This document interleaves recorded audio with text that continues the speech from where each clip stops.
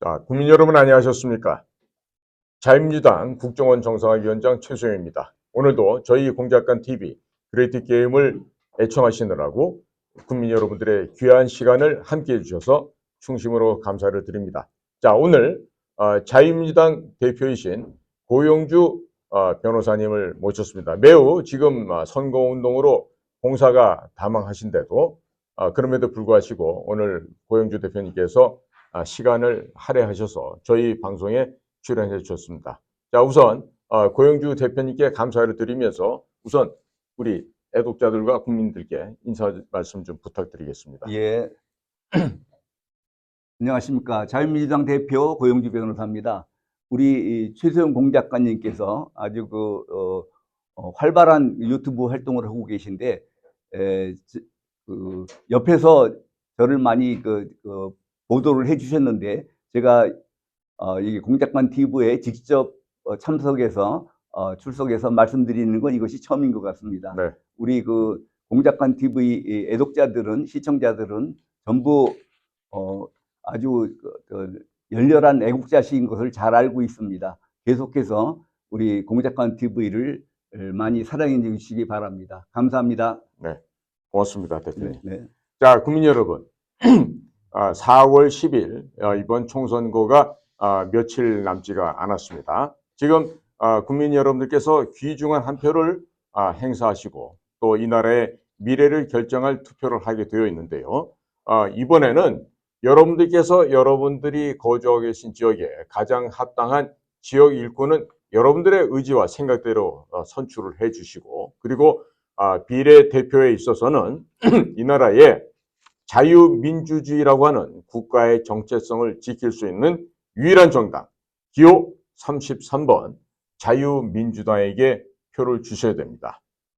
국민 여러분께서 여러분들의 후손들이 중국 사람들의 발을 닦는 발 마사지나는 노비로 살기를 원하지 않으신다거나 여러분들의 자녀나 손녀가 몸을 파는 매춘부의 생활을 하기를 원하지 않으신다면 반드시 이 나라의 자유와 민주주의를 결사적으로 지켜낼 수 있는 정당이 필요합니다.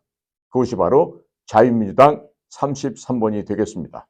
대표님, 예. 앞으로 대표님께서 국회에 입성하시게 되면은 많은 분들의 지금 생각이 과거 통합진보당과 전교조 또 한총련을 해산시키신 경험이 있으시지 않습니까? 그러니까 이번에 통진당의 후예라고 할 수 있는 진보당 역시 대표님이 한 분만이라도 국회에 참가를 하시게 되면 틀림없이 그 진보당을 해산할 수 있을 것으로 믿고 있습니다. 예, 맞습니다. 과연 그러면 어떻게 하실 건지 앞으로의 좀 계획을 좀 말씀해 주십시오. 요번 더불어민주당이 진보당 등 좌파 정당에게 또 좌파 시민단체들에게 비례대표 10석을 제공했지 않습니까? 그렇습니다. 그래서 국민들이 그러면 국회의원 10명이면은 거기에 딸린 보좌관들하고 하면은 100명이 국회에 들어가는 건데 이러면 큰일 아니냐 걱정들을 많이 했습니다. 근데 사실은 그 사람들 말고 그 전에도 더불어민주당에 유사한 성격을 가진 사람들이 많이 있었습니다. 그런데 그 사람들이 몇백 명이 되든 몇천 명이 되든 상관없이 제가 들어가면은 이 좌익 세력들은 공안 검사를 보면 꼼짝 못합니다. 뱀들이 땅꾼을 보면은 꼼짝 못하는 것처럼. 그렇죠. 그래서 저를 국회에 넣어주시면은 그러면은 제가 그들을 완전히 제압할 수 있습니다. 그리고 진보당은 제가 이번 다시 검토해 보니까 위원정당임이 분명하더라고요. 왜냐하면은 통진당하고 강령이 완전히 유사합니다. 다만 다른 거는 통진당은 진보적 민주주의를 내걸고 그 내용이 민중민주주의 내용을 강령에다 적시했었는데 진보적 민주주의가 이적 이념으로 판정이 되니까 진보적 민주주의라는 말만 빼고 그 내용을 그대로 옮겨 적었습니다. 다시 말해서 민중 주권을 확보하자, 민중이 주인이 되는 나라를 만들자. 그래서 통진당하고 완전히 같습니다. 그래서 사실은 진보당은 통진당의 대체 정당이기 때문에 중앙선거관리위원회에서 이거를 정당 등록을 받아주지 말았어야 됩니다. 그런데 뭐 이제 받아줬으니까 어쩔 수 없이 그거를 뭐 무효 처리를 하든지 아니면은 다시 이 법무부 장관이 법무부가 헌법재판소에 위헌정당 해산 심판 청구를 해서 위헌정당으로 해산을 시키든지 그렇게 해서 그들의 국회의원 자격을 박탈해야 된다고 생각을 하고 있습니다. 예. 자, 그 똑똑한 한동훈 씨가 법무부 장관 하면서 과연 무슨 일을 했는지 위헌정당에 관련해서 그 정당을 해산할 수 있는 아무런 조치가 없었다는 것이 참으로 유감스럽기 짝이 없습니다. 하지만 국민 여러분 걱정하지 마십시오. 과거 통진당과 전교조와 한총련을 해산하셨던 그 당시에도 검찰에는 2,000명이 넘는 검사들이 있었습니다마는 당시에도 유일하게 그들을 해산시키기 위해서 골몰하고 법리적인 논거와 법리적인 증거를 확립해서 결국 최종적으로 그들을 없애버릴 수 있었던 것은 바로 고용주 검사께서 유일하게 홀로이 외롭게 투쟁을 하셨던 그 결과였습니다. 자, 국민 여러분, 300명에 불과한 국회가 단 한 명의 올바른 정의로운 사람이 입성을 하게 되면 모든 더러운 쓰레기들과 오물과 간첩들을 제거해낼 수가 있겠습니다. 방금 우리 고용주 대표께서 말씀하신 바와 같이 국민 여러분들께서 현명한 선택은 이 나라의 100년 대계의 대운을 바꾸게 할 수가 있습니다. 국민 여러분, 고용주 대표님께서 말씀하신 것처럼 진보적인 민주주의, 민중민주주의, 인민민주주의는 결국 뭡니까? 공산주의의 또 다른 포장된 용어 혼돈 전술에 불과하다는 점을 아십시오. 공산주의를 달리 표현한 그와 같은 거짓말에 국민 여러분께서 다시 속으신다면 여러분들의 미래는 아무런 꿈이 없을 것입니다. 자, 대표님. 그럼 이들은 지난 문재인 정권 때 이 헌법에서도 자유를 삭제하려고 애를 많이 써왔습니다. 과연 이들의 이와 같은 가증스러운 범죄 행각들이 앞으로 더 바로 하게 될 텐데 과연 앞으로 대표님의 계획을 좀 말씀해 주십시오. 진보당은 아까 말씀드린 것처럼 민중 주권이라든지 또 민중이 주인이 되는 나라라든지 이런 식으로 해서 그 목적이 자유민주적 기본 질서에 위배됩니다. 그런데 더불어민주당은 강령에 나타나는 목적 자체에는 그렇게 자유민주적 기본 질서에 벗어나는 것이 없습니다. 그러면은 그 더불어민주당은 위헌정당이 아니냐. 그런데 문재인 정부 들어서면서 더불어민주당의 한 행적을 보면은 그 활동이 자유민주적 기본 질서에 어긋나는 것이 굉장히 많습니다. 그래서 더불어민주당도 위헌정당으로 해산시킬 수가 있다고 생각합니다. 문제는 힘이 그만큼 미치느냐 안 미치느냐, 헌법재판소가 제대로 결정을 해주느냐 안 해주느냐의 문제가 남아있을 뿐이지 법리상으로는 더불어민주당도 분명히 위헌정당이라는 사실을 말씀드립니다. 자, 그렇다면 이번 총선에서 야권에서는 윤석열 정권 심판이다 이런 얘기를 하는데 상당히 많은 우리 국가의 미래를 생각하는 사람들은요 사실은 문재인 정권 5년에 대한 정권 심판이다 이런 말씀들 하고 있습니다. 이 점에 대해서 어떻게 생각하십니까?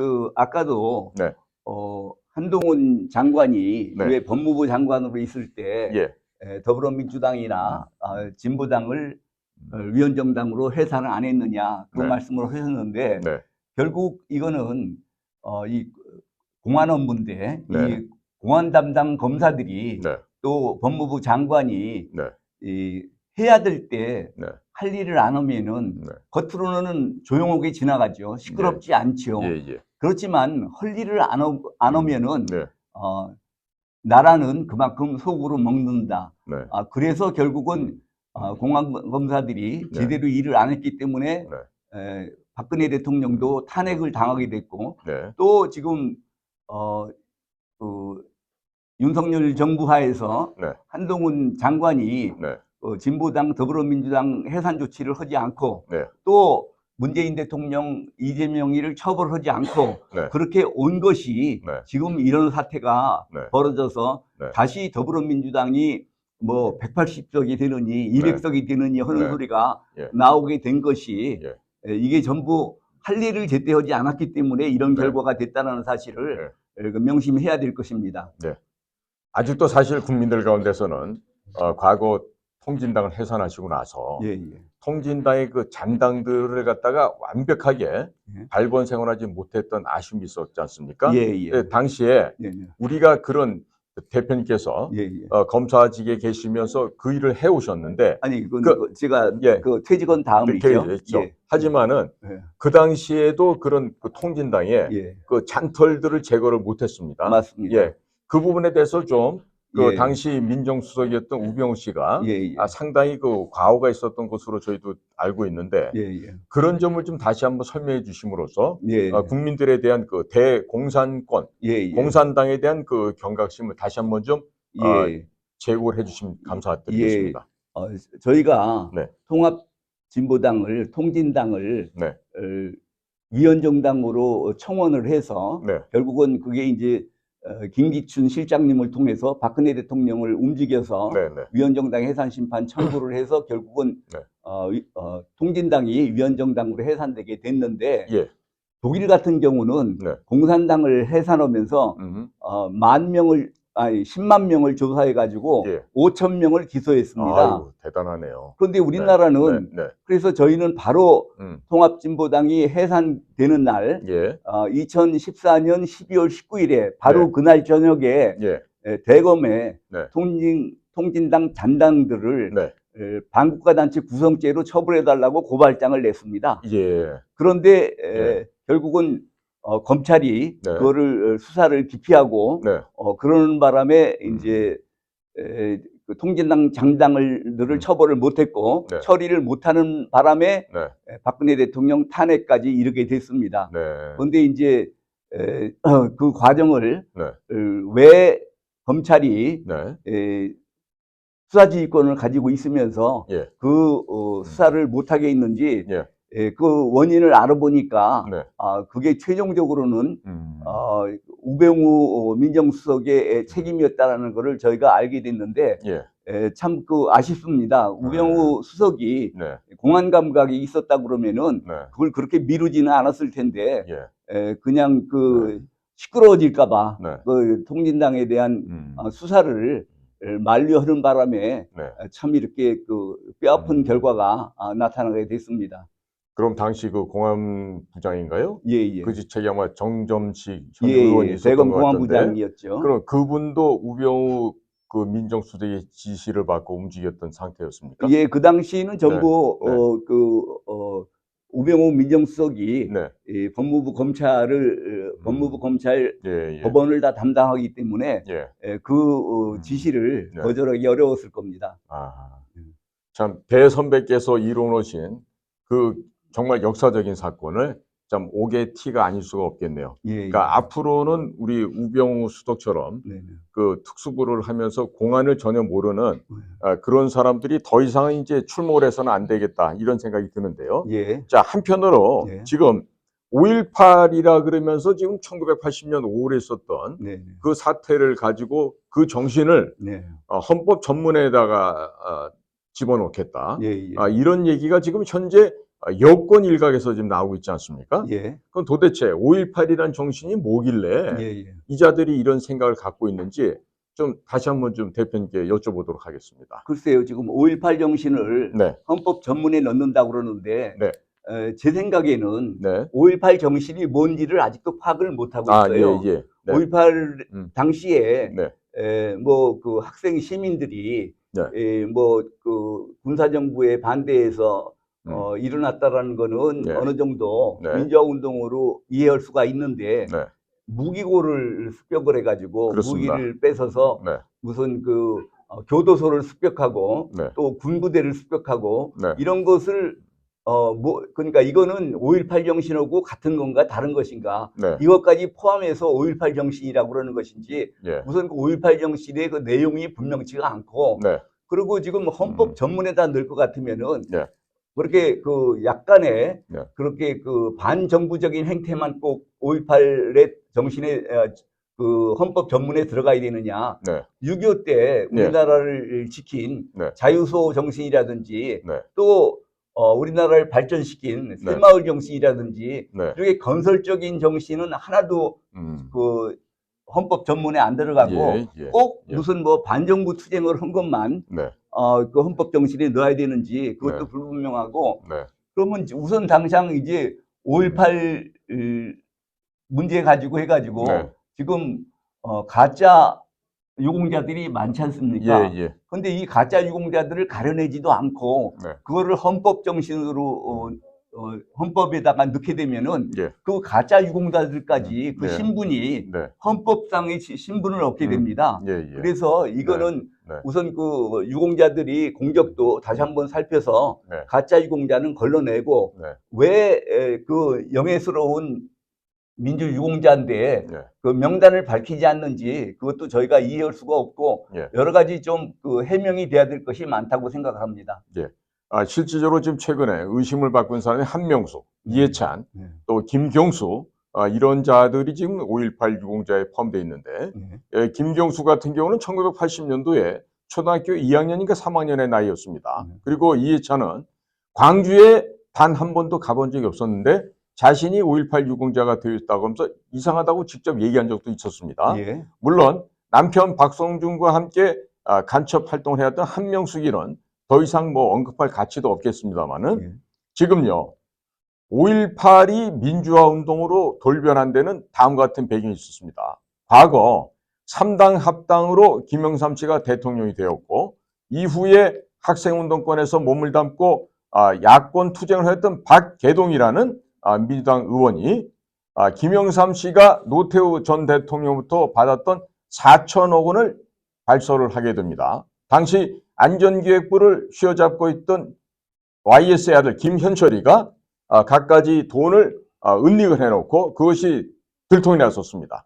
자, 그러자 중국을 여행하면서 중국 공산당들을 만나고 다니던 김대중이가 그 소식을 듣자마자 급거 귀국을 합니다. 그리고 김대중 내라는 반국가 세력들에 의해서 체제를 전복시키려고 했던 광주 5.18에 대한 모든 사법적인 처리는 대법원에서 결론이 내란 음모죄로 발각이 다 되어졌고 그렇게 결정이 났었습니다. 그런데 김영삼과 김대중은 본인들이 노태우 측으로부터 받았던 그 더럽고 치사한 정치 자금을 감추기 위해서 소위 역사 바로 세우기라는 미명하에 일사부재리 원칙도 무시해버리고 5.18을 자유민주화 운동으로 들이대었습니다. 그때 법적인 토대를 만들고 그 앞에서 호가호위했던 분이 바로 지금 대구에서 시장하고 있는 바로 그분이세요. 성씨가 홍씨인데. 자, 국민 여러분. 그러면 이처럼 역사를 거꾸로 세웠던 김영삼과 김대중 이분들에 의해서 대한민국의 광주의 참극이 이상하게도 변질이 돼서 당시 1000여 명도 안 됐던 광주 5.18 유공자 지금 5,000명이 넘어가는 수준입니다.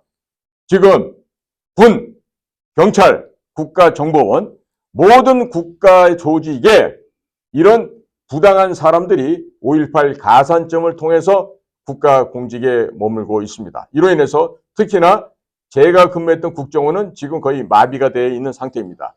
대표님, 그럼 앞으로 이런 중요한 현대사가 왜곡이 되고 지금 정확하게 지금 처리가 안 되고 있는데 앞으로 국회 가시면은 간첩도 잡아야 되고 이 망국의 역사가 바로 잡아야 되는데 과연 대표님이 과거 2천여 명의 검사 가운데서 유일하게 홀로이 그렇게 해서 통진당, 전교조, 한총련 이걸 해산하셨던 것처럼 국회에 가서 대표님의 역할을 아마 국민들께서 굉장히 기대할 바가 많을 것 같습니다.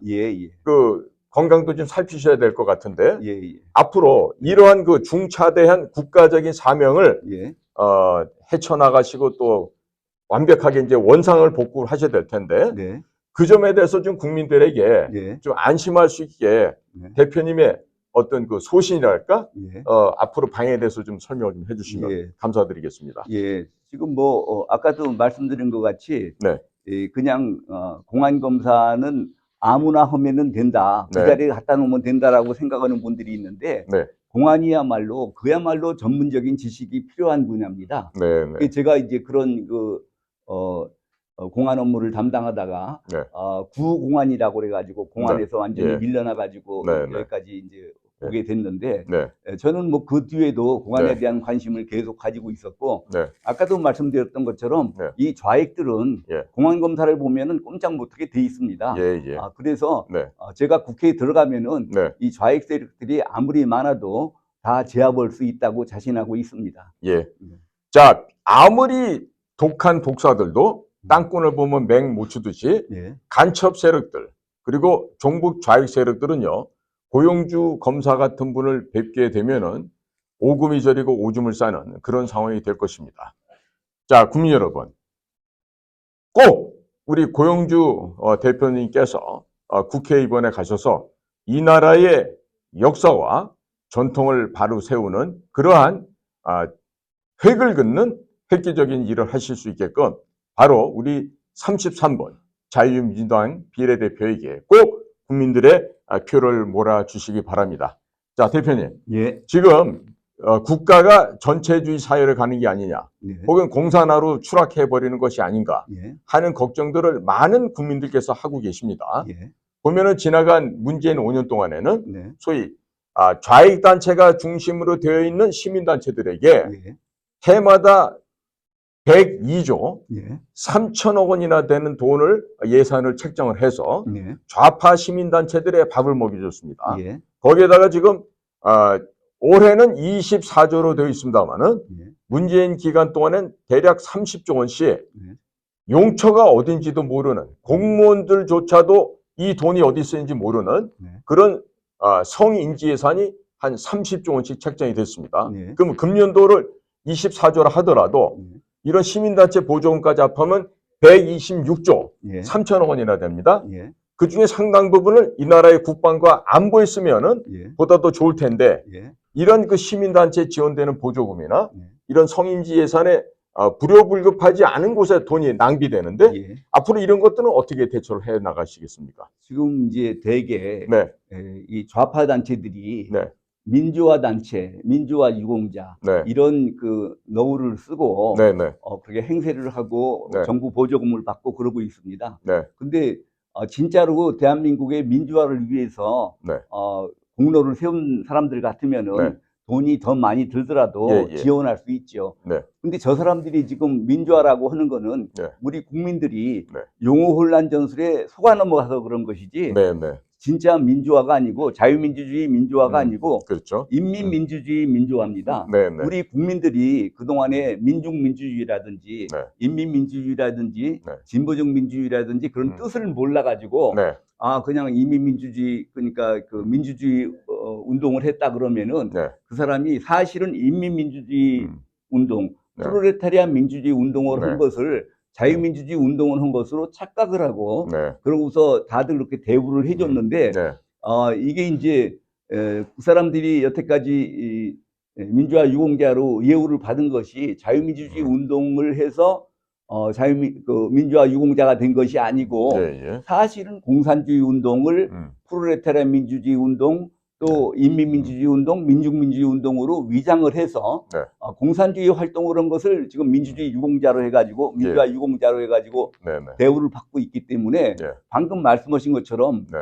국비로 네. 그 사람들을 지원해 주는 거는 네. 국가가 네. 반국가 활동을 하라고 지원해 주는 거나 똑같습니다. 그렇습니다. 세상에 네. 이런 국가는 없습니다. 네. 아니 국가 돈을 받아가지고 반국가 활동을 하도록 독려하는 나라가 어디가 있습니까? 예, 예. 예. 대한민국 유일했죠. 예, 예.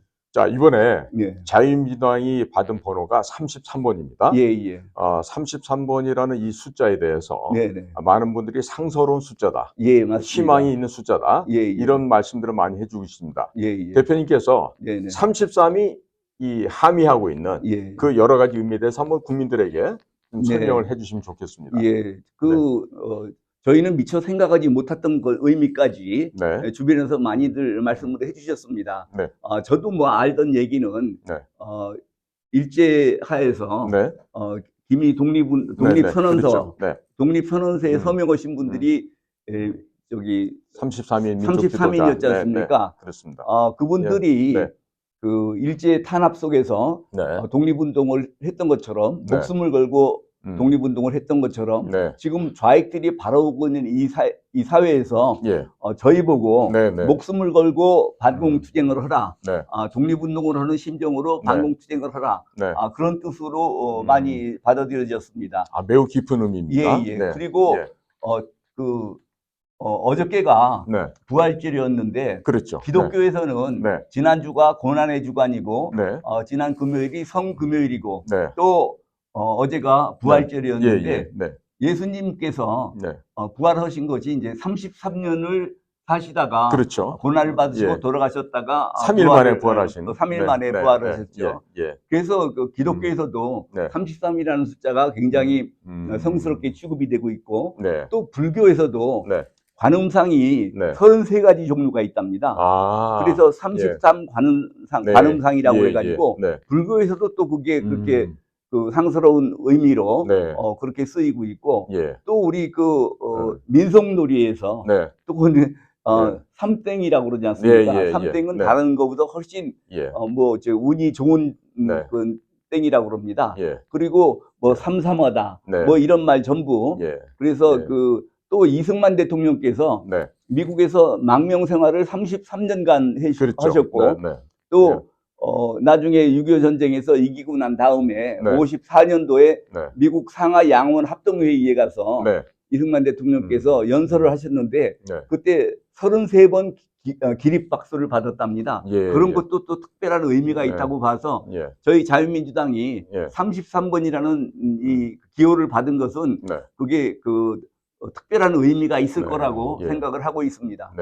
어떻게 보면은 우리 먼저 나라를 위해서 헌신하셨던 이승만 대통령이나 또 인류를 구원해 주셨던 예수 그리스도나 그 모든 분들의 명령이 오늘날 한반도에 자유민주당 또 고영주 대표님 양 어깨에 이 나라를 구원하라고 이 나라를 지키라고 그러한 그 엄중한 명령서가 아마 전달이 된 게 아닐까 이런 생각이 됩니다. 우리가 전통적으로 천지인 삼합이라는 것도 굉장히 중요하게 생각하지 않습니까?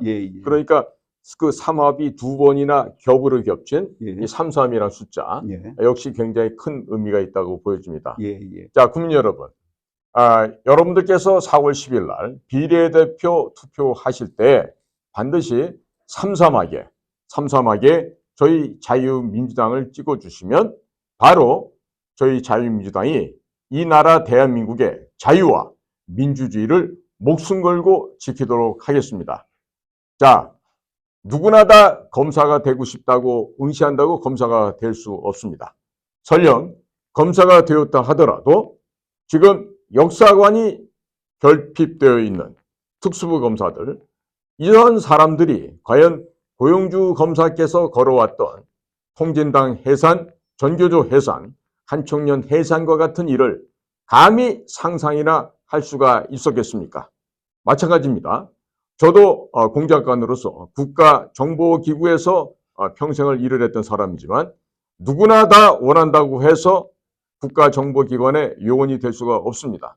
마찬가지로 지금 누구나 다 정치를 한다고 해서 저희 자유민주당의 고영주 대표처럼 공산당의 잔재를 뽑아내고 우리의 주적인 공산당을 섬멸할 수 있는 이론적인 논거와 해박한 지식과 실무 경험에서 나는 삼박자를 갖춘 분은 대한민국에서 유일한 분이 바로 고영주 검사님이라고 말씀을 드릴 수가 있겠습니다. 비록 지금은 검찰 조직에서 떠나 계시지만 전 검찰의 모든 지혜를 짜내더라도 고영주 검사 한 분만큼의 지혜가 안 될 것으로 감히 저는 확신하고 있습니다.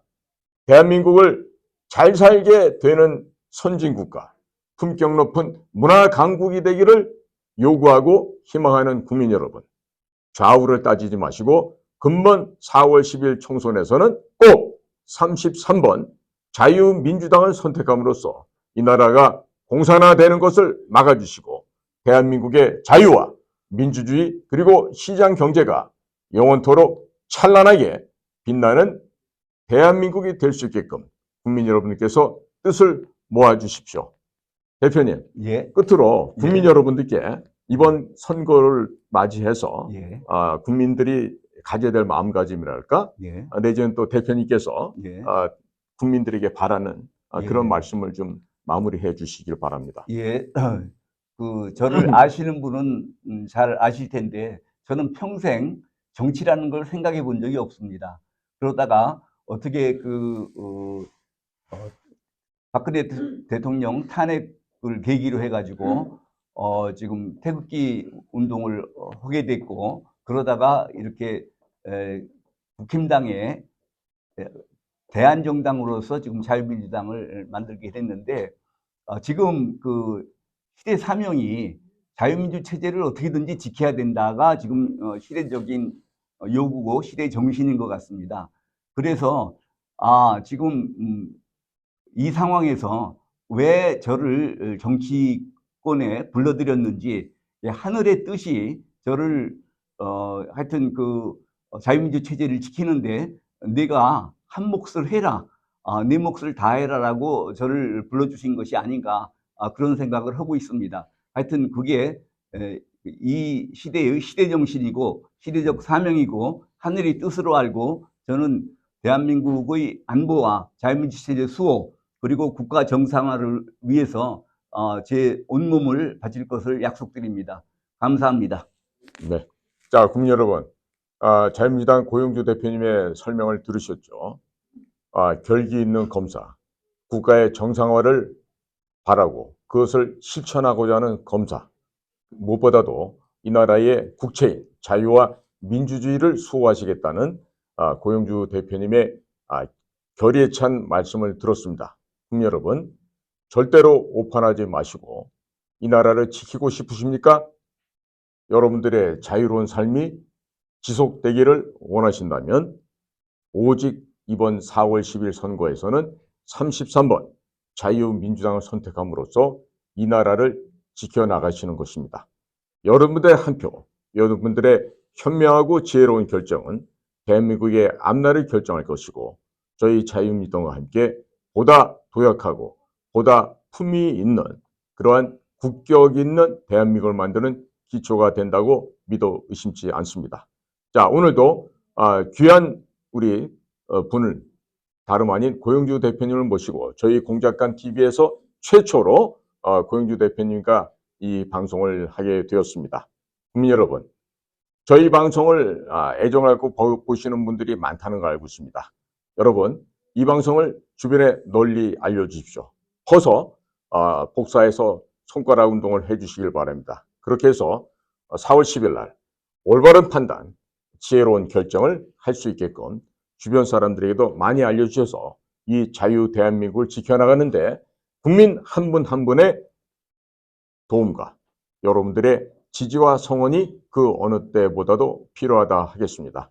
자, 대표님, 오늘 저희 방송에 이렇게 바쁘신 중에도 함께 동참해 주셔서 충심으로 감사의 인사를 드립니다. 불러주셔서 감사합니다.